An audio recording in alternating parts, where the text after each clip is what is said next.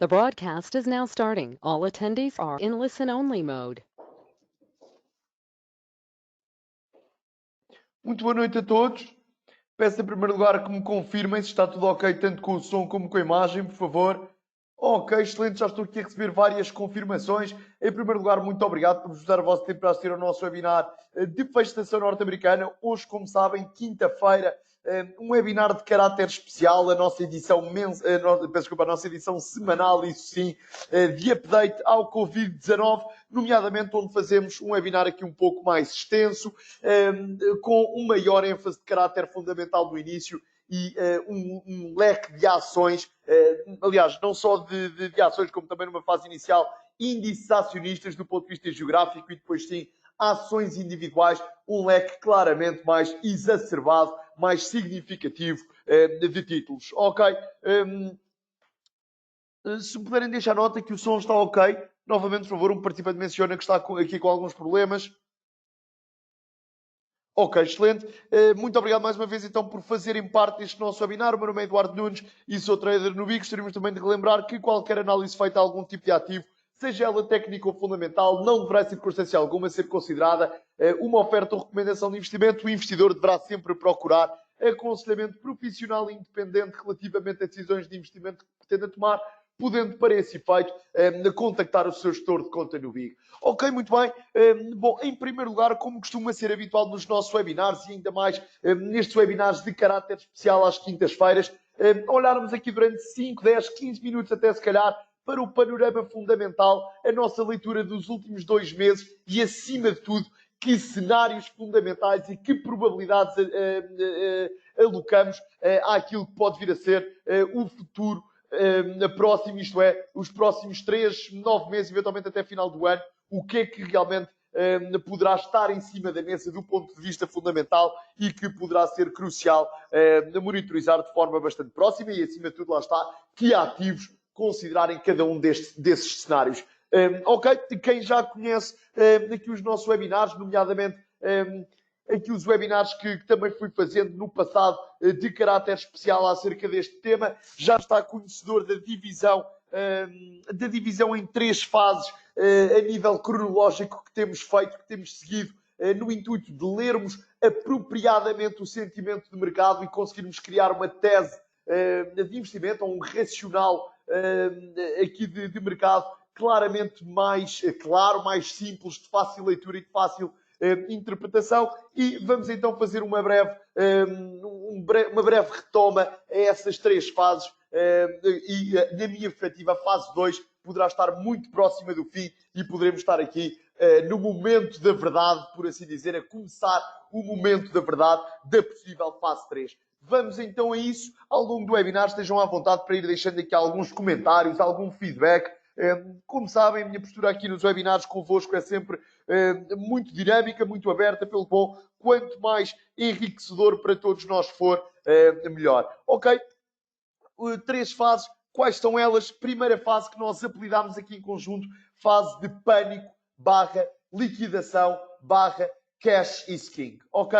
Finais de fevereiro, para exemplificar este ponto, até irei usar aqui o Hong Kong 50, mas qualquer um dos próximos índices que vamos analisar de forma próxima, tanto na Europa como nos Estados Unidos e América Latina, são completamente exemplos cruciais desse mesmo fator. Primeira fase, desde finais de fevereiro até meados de março, vimos, fruto de realmente a enorme propagação do Covid-19 à escala global e pela obrigação de lockdown de diversas economias para realmente tentar conter a enorme pandemia, vimos níveis de aversão ao risco não antes vistos, diria eu, nos mercados financeiros. Vimos realmente a propagação de uma pandemia secular, que já não víamos também uma situação minimamente parecida com esta do ponto de vista humanitário há mais de 100 anos e, por conseguinte, ativos de risco, num espaço muito reduzido de tempo, acabaram por ser alvo de uma pressão vendedora absolutamente massiva. Nessa altura juntou-se também uma crise petrolífera bastante relevante, que originou quedas até num dia ou em poucos dias superiores a 30%, 40% para o petróleo, que trouxe ainda mais vendedores, trouxe ainda mais aversão ao risco. Ou seja, entre finais de fevereiro e meados de março, o que nós assistimos do ponto de vista prático foi um pico de volatilidade nunca antes visto para os mercados acionistas à escala global, a volatilidade permite uma expressão a disparar de forma absolutamente notória, de forma absolutamente sem precedentes, e lá está, fundos de pensões, investidores institucionais na escala global que de facto não têm mandatos para ter em carteira tanta volatilidade, viram-se na obrigação, num movimento de pânico, de aversão ao risco e, volto a dizer, de liquidação obrigatória de posições, viram-se na obrigatoriedade de realmente reduzir massivamente e de forma muito rápida o risco das suas carteiras. Ok?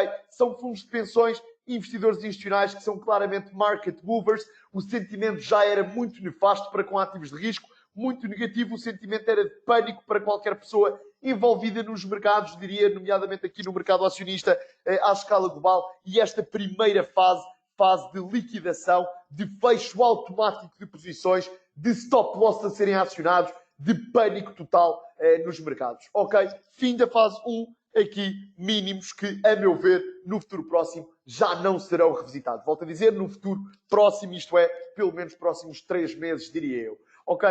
Fase 2 é a fase que eu qualifico fase da esperança, fase de fluxo noticioso favorável. Ok? Se por um lado a fase 1 foi sinónimo aqui de vermos realmente uma enorme propagação do Covid-19 à escala global e o impacto se calhar inimaginável que a situação de lockdown pudesse ter na economia real, esta fase 2, fase de esperança, originou realmente um rebound, um bounce de mercado, uma reentrada de compradores muito significativa, fruto de catalisadores positivos. Tentando elencar aqui alguns deles, e volto a dizer, espero não me estar a alongar em demasia, mas todo este nível de raciocínio é crucial para tentarmos ter uma visão clara do que esperar daqui para a frente. Isso é muito importante para conseguirmos beneficiar, seja com uma valorização ou com uma queda de mercado no futuro.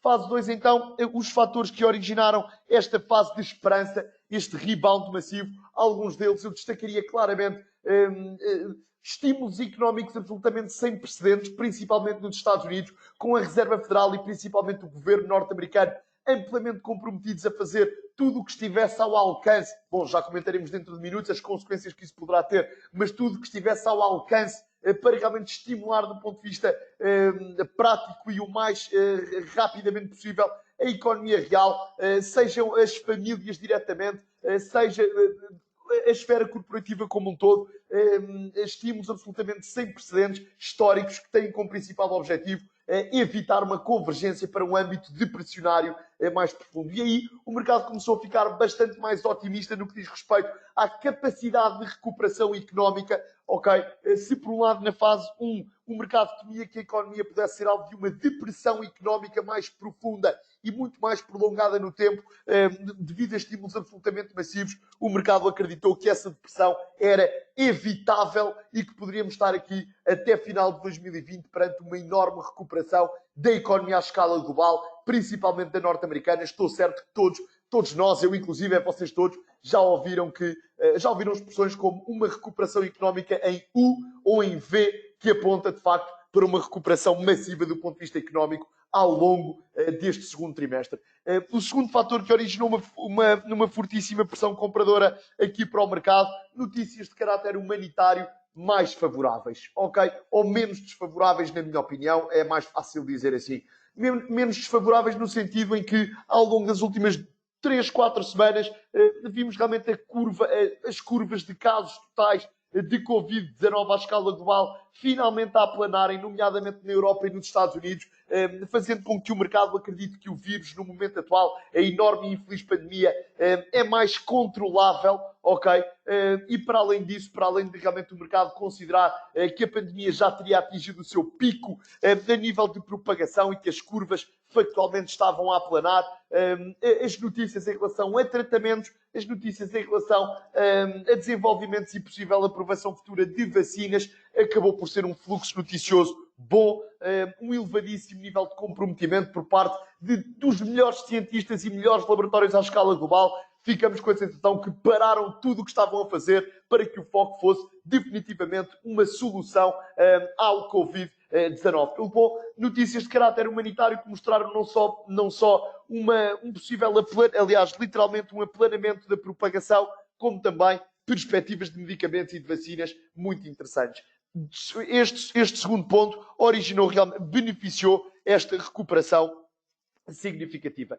Terceiro ponto, aqui mais microeconómico, ok? E o terceiro ponto microeconómico é muito simples de perceber, tecnológicas que foram massivamente vendidas nesta fase 1, de forma automática, em modo de liquidação automática de carteiras institucionais, empresas como Amazon, Netflix, Microsoft, que teoricamente até podem beneficiar bastante no âmbito de lockdown, são empresas que podem beneficiar fortemente por realmente o consumidor apresentar modelos de comportamento totalmente diferentes daqui em diante. O lockdown massivo fez com que realmente o nível de subscrições em Netflix disparasse de forma sem precedentes, mas essas empresas foram alvo de uma pressão vendedora massiva na fase 1, de forma automatizada, em modo de pânico, e realmente, ao longo desta fase 2, quando o sentimento para com ativos de risco à escala global foi melhorando, a verdade é que estas empresas foram alvo de uma pressão vendedora absolutamente massiva, enviesando ainda mais, insuflando ainda mais, melhor dizendo,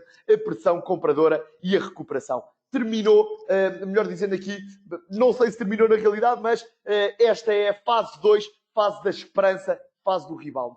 Questão, literalmente, do $1 million, o que é que vem daqui em diante, o que é que vai ser a fase 3. E aquilo que eu gosto de fazer é traçar um cenário bullish e um cenário bearish, ok? Peço-vos apenas aqui mais 5 minutos para terminarmos esta parte fundamental, antes de olharmos para gráficos. Eu gosto sempre de, nestes webinars especiais que faço à quinta-feira, de 2 em 2 semanas, providenciar-vos aqui o meu framework, o meu panorama macroeconómico. Espero que não achem aqui esta parte inicial extensa demais ou aborrecida, por assim dizer, porque é realmente, a meu ver, crucial para criarmos uma linha de raciocínio interessante e probabilística. O cenário bullish da fase 3 é essa que, a meu ver, está a começar agora em maio e em junho. As coisas estão a acontecer muito rápido. Reparem a velocidade da fase 1, reparem a velocidade da fase 2. Eu acho que a fase 3 será claramente mais prolongada no tempo, mas também está a acontecer no momento atual, ok?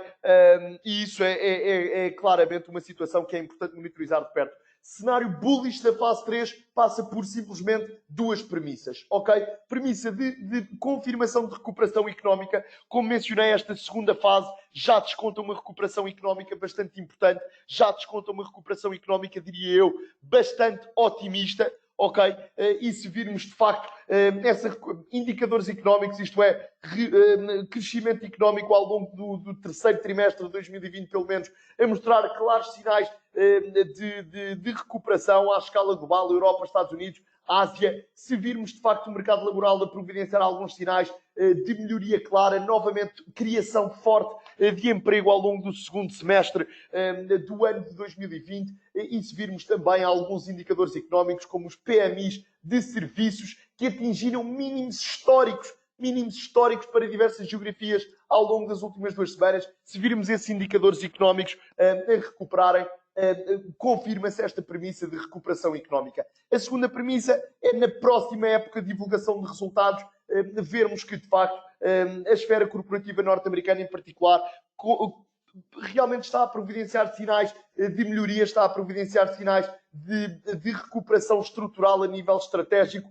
e que a falta de liquidez verificada aqui no curto prazo, fruto de falta de cash flows, por esta situação de lockdown que vivemos atualmente, o Great Lockdown, como esta crise costuma já ser apelidada, acaba por realmente poder ser, se lá está, na próxima época de divulgação de resultados, as empresas mostrarem que estão a conseguir dar a volta a esta situação nefasta, verifica-se a segunda premissa do cenário bullish, ok? E esse cenário bullish é claramente um cenário em que o mercado acionista pode convergir para máximos históricos, em que a volatilidade se reduz massivamente e, lá está, ter exposição ao mercado acionista à escala global, seja através de ETFs setoriais, geográficos, ou de algum stock picking que se acredita em particular, e já lá iremos um pouco mais à frente do webinar, é a alocação correta para ser, evidentemente também, na minha opinião, beneficiando alguma diversificação de carteira, alguma proteção, porque não através do famoso ouro ou outros metais preciosos como a prata.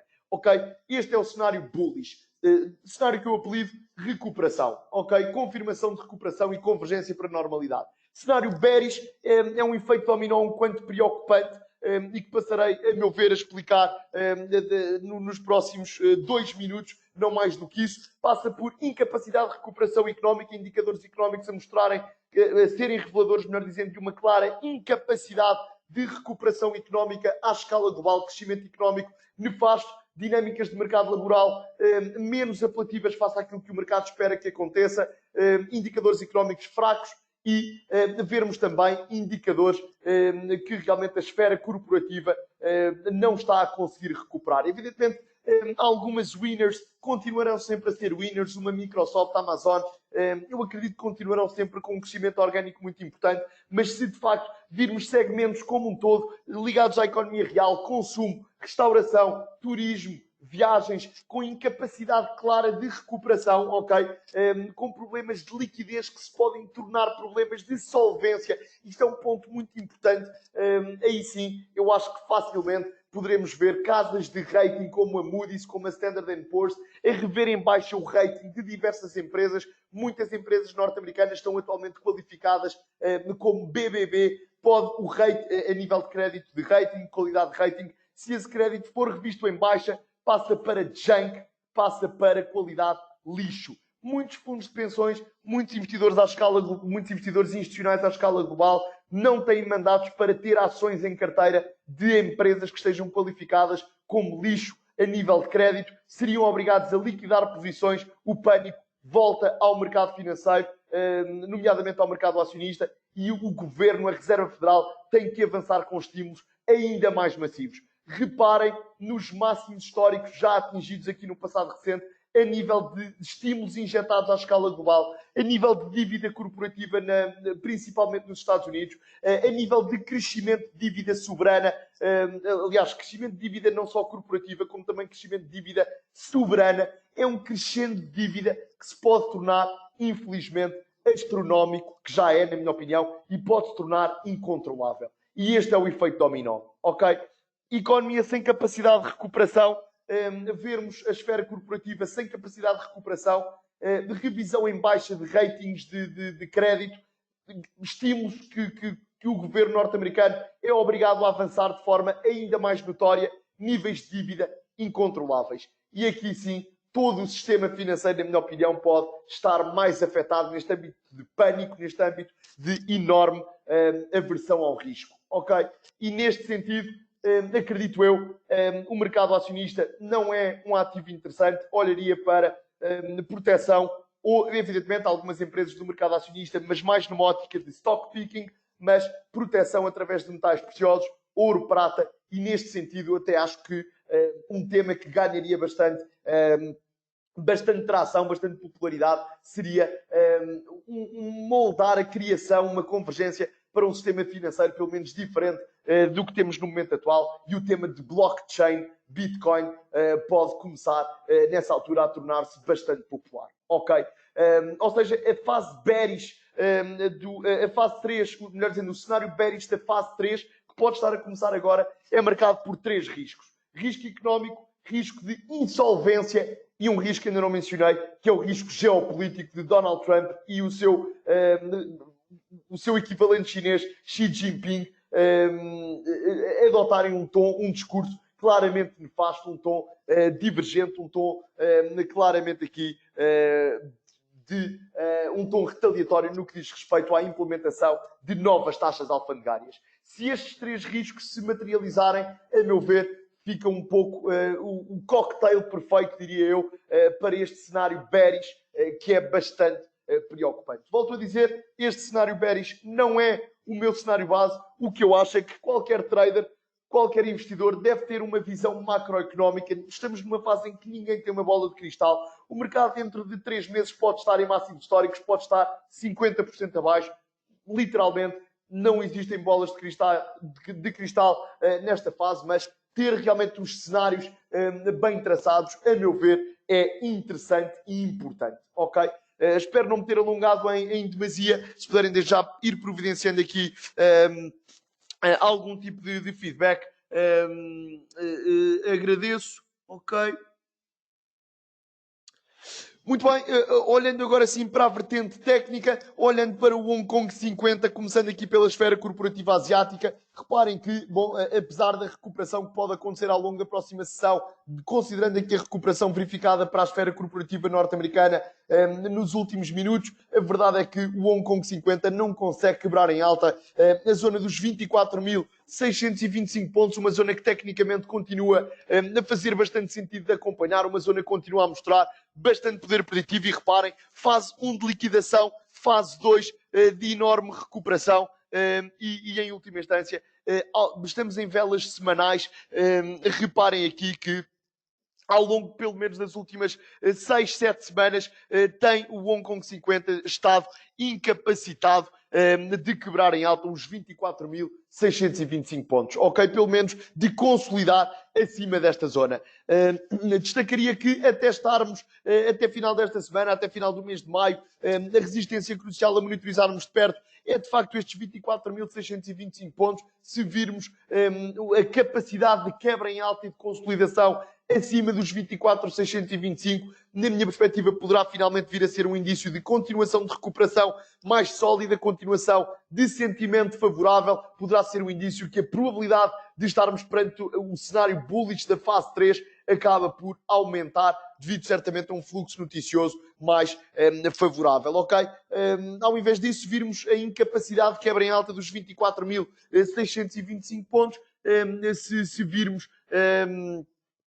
se virmos realmente aqui uma continuação de consolidação abaixo dos 24.625, olharia para níveis de suporte psicológicos relevantes como os 24, 23.500 e depois os 23.000 pontos como próximas zonas-chave, mas diria que a incapacidade até final desta semana, até final deste mês de maio, de quebrar em alta novamente os 24.625, tal como tem acontecido nas últimas 6 semanas, revela exaustão compradora, revela que os vendedores estão a ter aqui algum domínio. Destacar que nomes relevantes do mundo financeiro, nomeadamente ligados aqui ao mundo de investimento acionista, à escala global, nomeadamente gestores de fundos, ao longo desta semana, 2 gestores de renome internacional já mencionaram que consideram que no momento atual o mercado, que na opinião deles o mercado está bastante sobrecomprado e que o rácio de risco-retorno para o mercado acionista à escala global para estar comprador não é de todo interessante. Ainda no âmbito de mercados emergentes, crucial olharmos aqui para a esfera corporativa brasileira.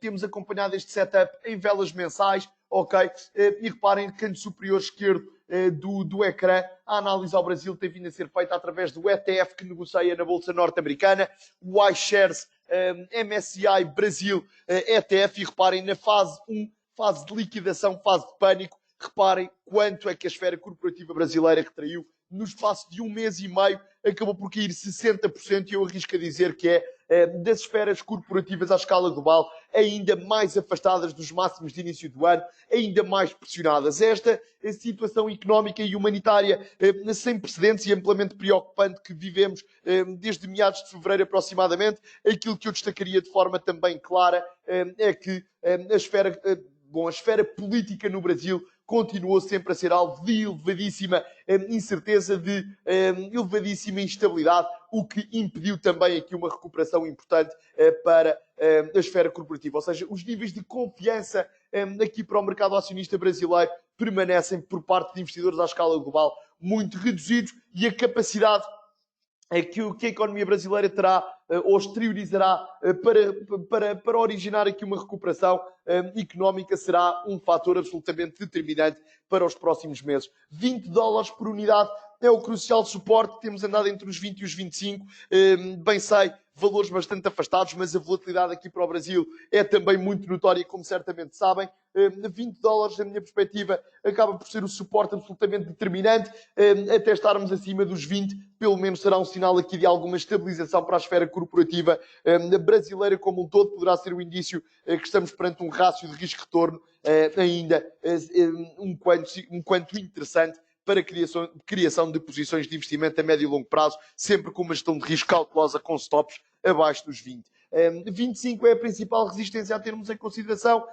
Desde 2015 é uma zona com bastante poder preditivo. Não conseguiu, reparem, ao longo dos últimos meses, consolidar acima dos 25. esta vela mensal revela claramente aqui exaustão, a vela do mês passado, a vela de abril. Estivemos acima dos 25, fechámos abaixo dos 25, não conseguindo os compradores assumir força compradora suficiente para consolidar acima desta importante zona técnica e psicológica. Pelo bom, 25, crucial resistência, também já lá estivemos em maio, 20, crucial zona de suporte. Olhando para o DAX e S&P 500, DAX começando aqui pelas velas mensais, e já iremos às velas de 2 horas ler o sentimento de curto prazo e destacar ideias de trading, tal como temos feito nos últimos webinars, mas para vos ser sincero, este setup técnico em velas mensais, na minha perspectiva, entrará para a história da análise técnica, entrará para os livros de análise técnica daqui em diante. Reparem que nesta primeira fase, recordem-se, liquidação, pânico, cash is king, ok? Quedas de 40% para o DAX no espaço de 3 semanas. Volto a referir, quedas de 40% para o DAX no espaço de 3 semanas, o que é sem precedentes, é evidentemente uma situação histórica. Eu acredito que estes mínimos, para já, pelo menos no futuro próximo, não serão revisitados, porque foram revisitados mesmo em condições extremas de liquidação de posições, mas quem sabe que se não poderemos estar perante um cenário relativamente semelhante ao que aconteceu em 1929, 1930 a nível acionista, que foi quedas massivas, uma recuperação entre 50% a 60% e depois uma perna para baixo ainda maior, ainda de expressividade ainda mais significativa. Pelo bom, para já, a verdade é que a recuperação, a fase 2, é também muito importante para o DAX e estamos aqui perante uma zona técnica absolutamente determinante. Reparem, em primeiro lugar, reparem a zona que trouxe compradores para o mercado após a fase 1, 8.150, uma zona com poder preditivo há mais de 20 anos, literalmente desde o ano 2000. Resistência, novamente uma zona de indefinição e após quedas de 40% em 3 semanas, estavam aqui compradores nos 8.150. Do ponto de vista de suporte, e aí sim já faz sentido olharmos aqui para velas de 2 horas. Reparem aqui no setup que vimos em velas de 2 horas para o DAX e que temos realmente acompanhado de perto ao longo das últimas sessões. A linha de tendência ascendente que vigorava desde os mínimos de abril, com máximos e mínimos relativos consistentemente superiores, claramente reveladora de uma fase 2 que revela otimismo, que revela sentimento favorável, que revela aqui uma recuperação importante para com ativos de risco, testada 1, 2, 3, 4, 5 vezes de forma minuciosa. Anteontem, reparem, na quebra em baixa desta linha de tendência ascendente que aqui destacámos de forma bastante próxima nos webinars de fechação norte-americana, acionavelmente como um indício bearish, como uma oportunidade de trading vendedor com um stop loss novamente ligeiramente acima dos 10.750. Pelo qual, quando o mercado ao longo dos últimos 2 dias e meio foi descontando algum risco económico, também devido a comentários de Jerome Powell pouco favoráveis que apontam para o facto do risco económico ser ainda expressivo e até mencionou pela primeira vez o risco de insolvência por parte da esfera corporativa norte-americana. Evidentemente, uma pequena parcela da esfera corporativa norte-americana, mas foi o suficiente para exacerbar de forma importante os níveis de aversão ao risco. Ou seja, ao longo dos últimos 2 dias e meio, o mercado foi descontando o maior risco económico, o maior risco de insolvência e o maior risco geopolítico. A meu ver, ainda estão pouco descontados, mas começaram a ter aqui maior expressividade nos últimos 2 dias e meio. Originou quedas importantes e acabámos por ver aqui a quebra em baixa, não só dos 10.750, como até dos 10.500. Níveis de suporte relevantes, olharia para os 10.250.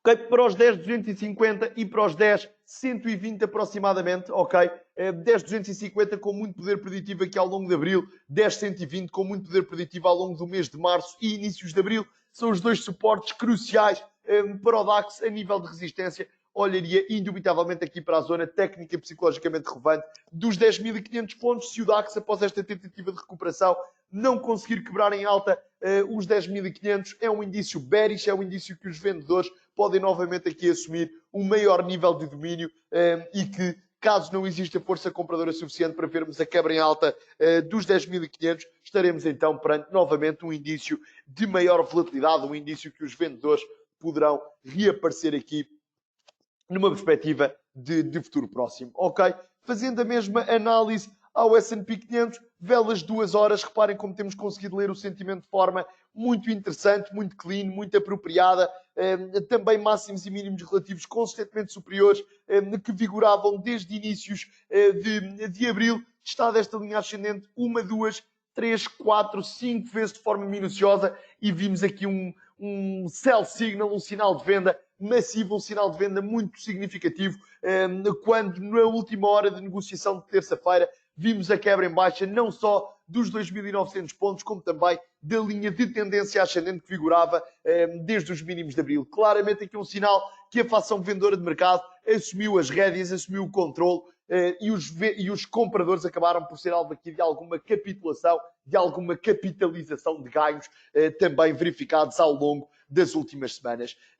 Reparem aqui o poder preditivo dos 2.900 testado, como podemos ver aqui, 1, 2, 3 vezes como resistência, 1, 2, 3 vezes como suporte, absolutamente crucial aqui ao longo do mês de maio, os 2.900 pontos, eu diria que é claramente aqui o nível crucial a termos atenção ao longo do mês de maio, quedas massivas, reparem, estamos aqui perante, melhor dizendo, os níveis de suporte que estou a monitorizar de perto, passam pelos 2.840, 845, essa zona que me parece ser chave, termos em consideração, com muitíssimo poder preditivo desde finais de abril, já testado esta zona por diversíssimas vezes desde então, inclusive é no passado recente. Para já estamos acima dessa zona, estamos nos 2.850, eu destacaria, lá está, a zona...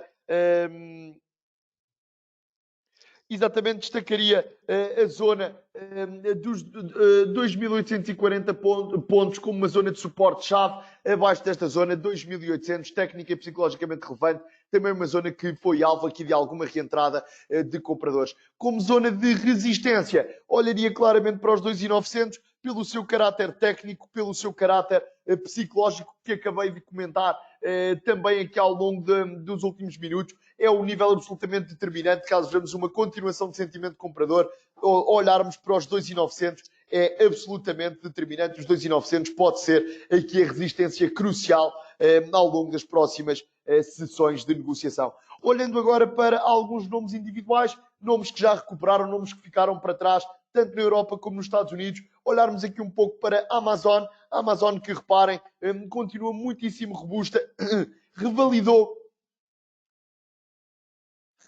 como dizia, ao longo das últimas semanas, máximos históricos absolutamente impressionante. Reparem, fase 1, fase de liquidação, a Amazon caiu tremendamente, revisitou aqui a zona dos 1.650, revisitou esta linha de tendência ascendente que vigorava desde inícios de 2016 aproximadamente e que foi minuciosamente revisitada e respeitada. Desde então, sentimento de forte pressão compradora, o mercado começa a interpretar, aliás, começou a interpretar, melhor dizendo, que empresas como a Amazon podem estar enviesadas pela positiva ou pelo menos ser imunes a um contexto de lockdown, a um contexto de distanciamento social e de quarentena, nomeadamente oferecendo soluções que funcionam de forma muito bem oleada, de forma muito apelativa, soluções de compras cada vez mais quando o comércio online é solicitado cada vez mais à escala global, quando o distanciamento social vai continuar a ser diria eu, a ser a norma.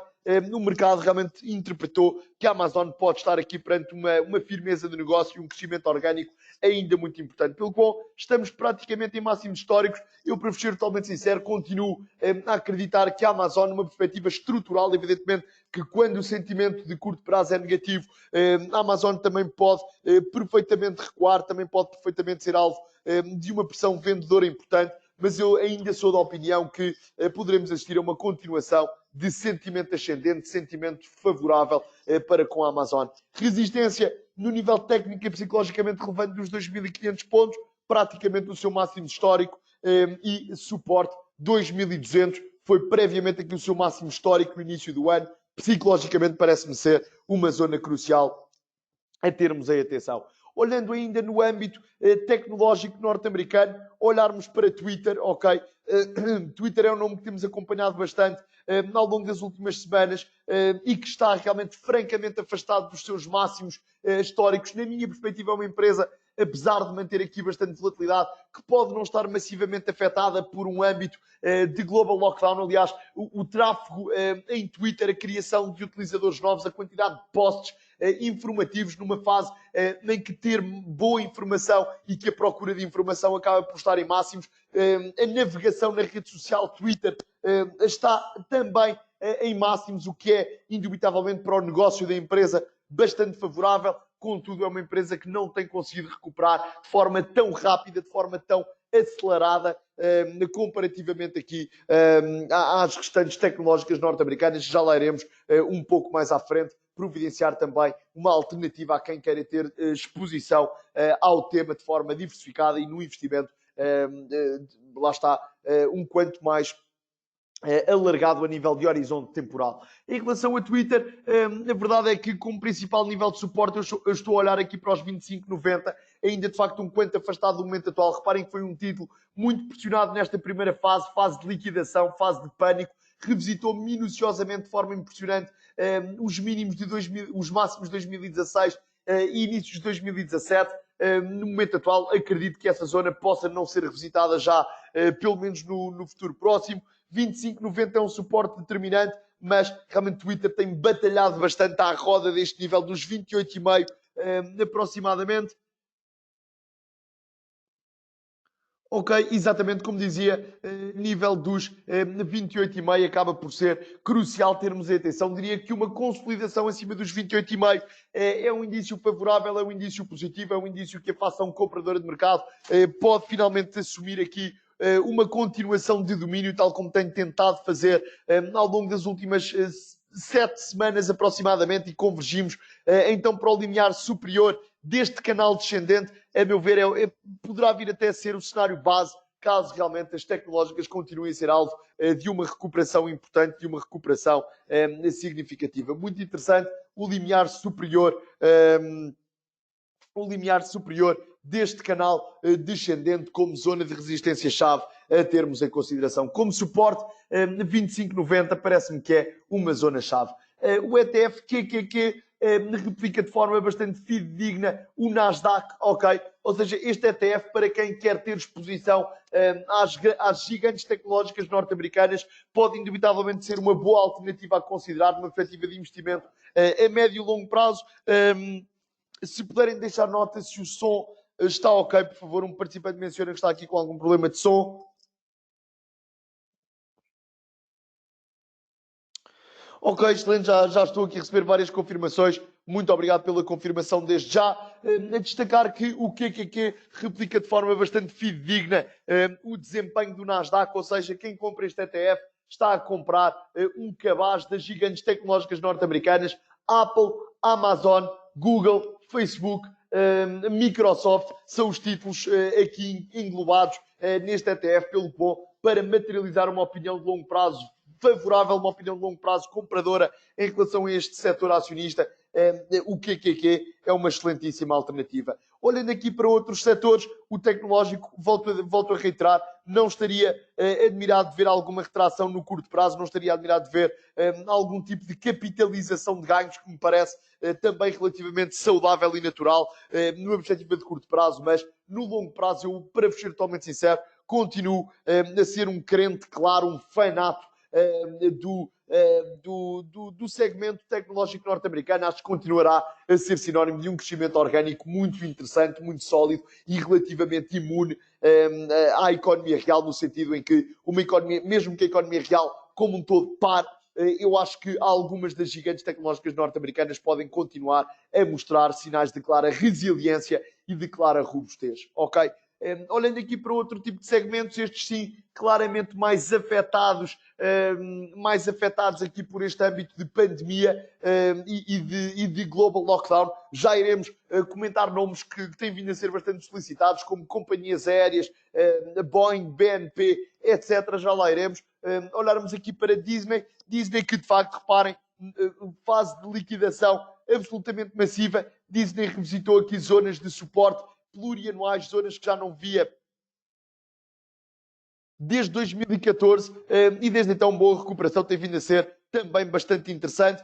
Os $100 têm vindo a ser o suporte nato aqui para Disney, ok? é claramente uma zona crucial a termos atenção, claramente uma zona que mostra aqui bastante poder preditivo. Reparem a quantidade de vezes que esta zona foi revisitada ao longo das últimas 4 semanas e meia de negociação, e tem vindo a ser uma zona que invariavelmente traz compradores e ativa o seu perfil de suporte. Pelo qual, se Disney continuar a ter capacidade de consolidação acima dos $100, é claramente um início favorável, claramente um início comprador, claramente um início que a faça um comprador de mercado aqui para Disney pode novamente estar a assumir o domínio e que por estes valores, lá está, os vendedores não conseguirão assumir um nível de domínio muito superior. Ok? $100, crucial nível de suporte. Quebrando em baixa, somos obrigados a olhar para os 91, uma zona que tecnicamente mostra muito poder preditivo desde final de 2014, inícios de 2015, e a meu ver já seria um preço muito interessante para um investimento a médio e longo prazo aqui para a Walt Disney. Ok? A meu ver, lá está, quando for descoberta uma vacina, quando realmente existir, se calhar até final de 2020, ao longo de 2021, uma vacina, acho que parques temáticos voltarão a ser um tema. Acho que no momento atual do mercado desconta praticamente um revenue fruto de parques temáticos praticamente próximo de zero e que realmente quando a economia reabrir, a Disney poderá vir a ser, e quando as coisas normalizarem a título humanitário, a Disney poderá vir a ser claramente interessante a considerar. Olhar aqui para Boeing, Boeing continua muitíssimo pressionada, ok, no momento atual encontra cerca de 65% abaixo dos seus máximos de inícios de ano de 2020 e encontra-se no momento atual também cerca de 73% abaixo dos seus máximos históricos. É algo absolutamente impensável. Quem diria no início do ano que uma empresa relativamente sólida como a Boeing iria estar no momento atual quase 75% abaixo dos seus máximos históricos. Tecnicamente, destacaria aqui a zona dos 125, ok, é a zona absolutamente determinante a termos atenção, com muito poder preditivo ao longo do ano 2016, 125 e 135, parece-me que são os níveis de resistência aqui de maior relevância a termos atenção, pelo menos vermos aqui alguma tentativa de consolidação acima destas zonas, acima dos 125, idealmente acima dos 135, são indícios que, de facto, finalmente a façam compradora de mercado, volta a assumir algum domínio, indícios que, de facto, os compradores voltam a injetar aqui algum otimismo e realmente a tentar iniciar uma recuperação para Boeing um quanto mais significativa. Não conseguindo consolidar acima dos 125 é um indício de fraqueza, disso não há dúvida. É um indício que, de facto, a fação vendedora de mercado pode continuar a ter algum domínio e os $100 são a próxima zona de suporte crucial a termos aqui em atenção, a termos em consideração. Ok? É um título que, devo dizer, e já iremos à Europa, é um título que me chama a atenção numa perspectiva de médio e longo prazo. Eu considero que Boeing e Airbus são empresas, bom, que não há dúvida nenhuma atravessam o pior ano da sua história, nem o pior cenário possível que realmente pudesse vir a ser equacionado no início do ano. Não chegava certamente a metade do que está a acontecer no momento atual para este tipo de empresas. Companhias aéreas estão ainda mais prejudicadas, como a United Airlines, American Airlines. Existe claramente todo o nível de receio, claro, que estas empresas tenham realmente problemas, como um participante está a mencionar e bem, não apenas problemas de liquidez, como também problemas de solvência. Na minha perspectiva, a probabilidade de uma insolvência para Boeing ou Airbus é claramente inferior a uma possível insolvência de companhias aéreas. Ok? A meu ver, Boeing e Airbus são empresas relativamente bem capitalizadas para enfrentar estes tempos amplamente nefastos que se avizinham, mas o sentimento pode continuar a ser, indubitavelmente, de aversão ao risco. Ok? 125, crucial zona a termos aqui em atenção, em consideração e a monitorizarmos de forma bastante cautelosa. Olhando aqui para a comparável Airbus, um setup técnico muitíssimo parecido. Airbus está a 65% abaixo dos seus máximos de inícios de ano, que na altura eram de facto máximos históricos. E reparem onde a Airbus está novamente a suportar, exatamente na zona dos 50 euros por ação. Ok? Reparem uma zona crucial como resistência em 2014, 1, 2, 3, 4, 5 vezes, suporte ao longo de 2015 e 2016 e após quedas absolutamente massivas que ascendem a 65%, a verdade é que a Airbus tem conseguido invariavelmente encontrar suporte aqui na zona dos 50 euros aproximadamente. É uma zona psicologicamente chave, é uma zona tecnicamente muito relevante, não só pelo passado longínquo, como também, reparem, ao longo dos últimos 2 meses, literalmente, a Airbus tem invariavelmente encontrado aqui pressão compradora pelo bom. O cenário bearish passa, evidentemente, por vermos pelo menos um fecho semanal ou mensal abaixo dos 50, se de facto virmos que os vendedores continuam a assumir domínio ao ponto de vermos uma consolidação abaixo dos 50 euros por ação, estaremos indubitavelmente perante um indício negativo, perante um indício que os vendedores podem continuar a ter domínio e que a Airbus pode convergir para próximas zonas técnicas e psicologicamente relevantes, como os 45 ou até os 40 euros por ação. Mas a verdade é que, se de facto as velas semanais e mensais forem fechando acima da zona técnica e psicologicamente relevante dos 50 euros, é um indício muito interessante para a Airbus.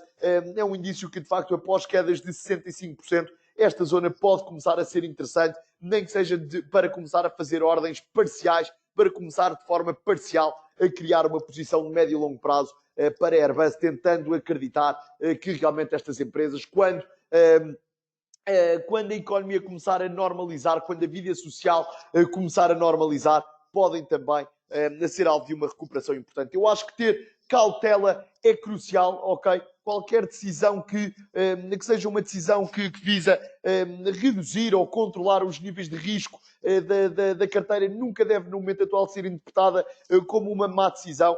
Manteria níveis de cautela elevados, mas caso realmente se acredite que a economia poderá reabrir e que a vida social poderá atingir aqui alguma normalidade, Airbus, Boeing, Walt Disney são nomes interessantes, na minha opinião, a poder ter sob equação. Olhando aqui para BNP Paribas, já temos aqui a análise feita, uma análise bastante simples e reparem mais uma vez. Também compreendo perfeitamente o porquê de participantes que já pediram hoje várias vezes para analisarmos na BNP Paribas, o porquê de o estarem a solicitar. São também participantes que assistem de forma bastante regular aos nossos webinars. Segmento bancário ao longo desta semana na Europa, novamente muito prejudicado.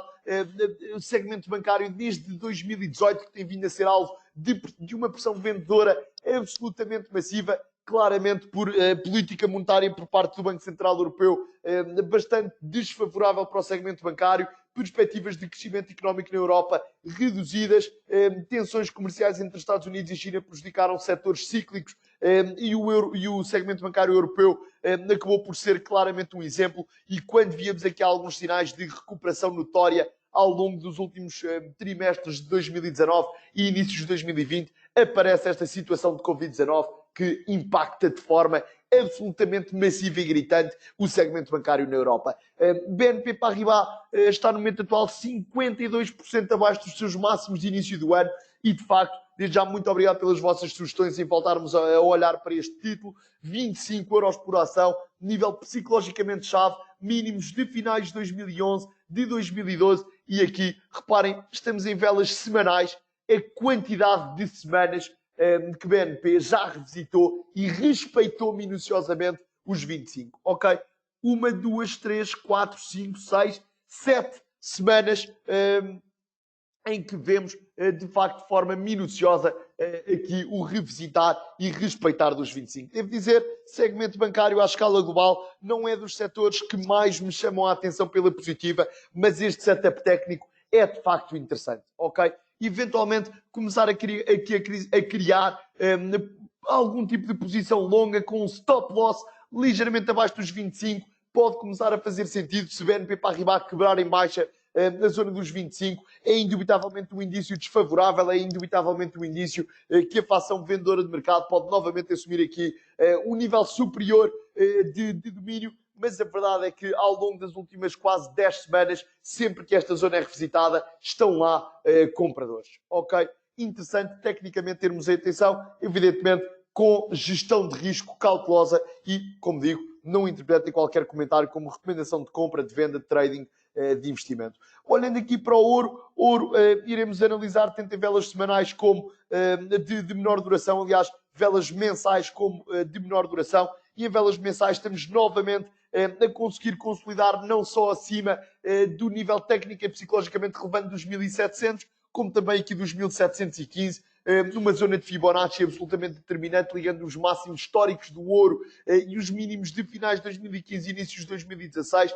Esta é uma zona crucial de Fibonacci, pelo que os suportes cruciais para o ouro rondam os 1715 e o nível psicológico dos 1700 dólares por onça. Em termos de resistência, olharia indubitavelmente aqui para a zona crucial dos 1750, crucial zona a termos em consideração aqui ao longo do último mês e meio de negociação, e caso seja quebrada em alta, acho que poderá ser um indício claro que o ouro vai convergir para a zona dos 1796 máximos de 2012. Em velas de 2 horas, um padrão bastante bullish para o ouro, ok.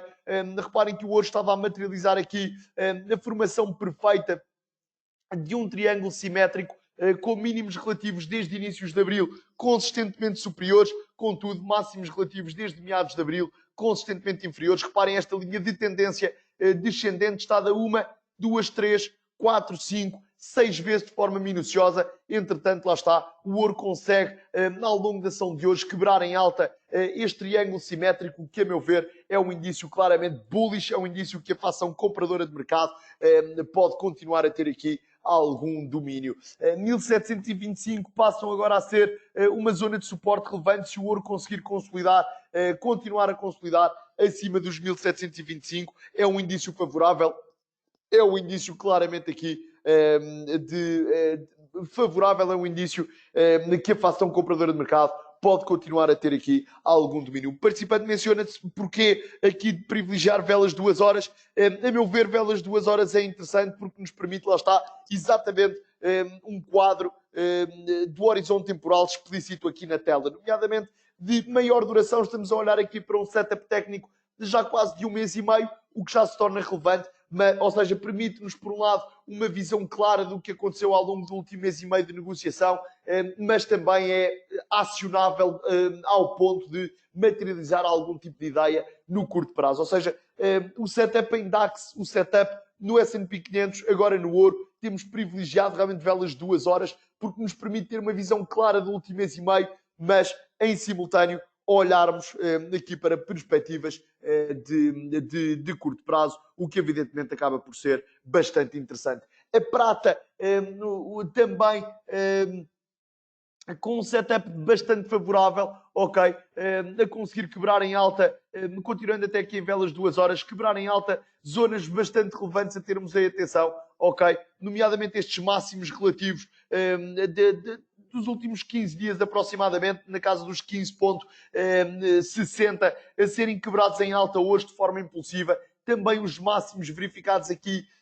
em meados de abril, aparentemente a serem quebrados em alta, pelo bom, claramente um indício de robustez muito interessante para a prata. Prata não tem valorizado de forma tão notória como o ouro, pode apresentar aqui um upside também interessante a termos em atenção, ok?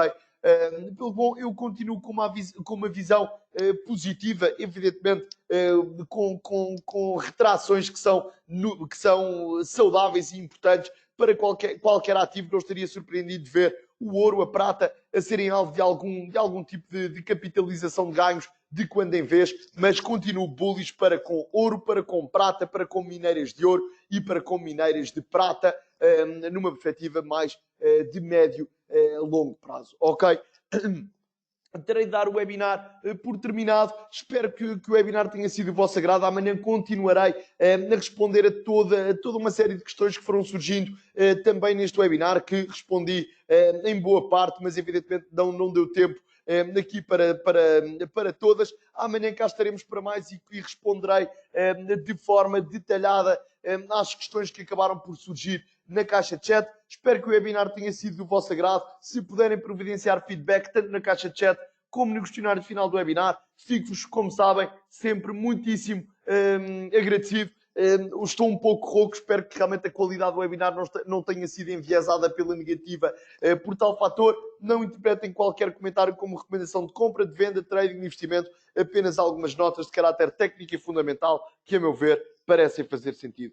Muitíssimo obrigado a todos. Se puderem providenciar feedback, fico-vos muito agradecido. Um grande abraço, até amanhã e bons negócios. Muito obrigado.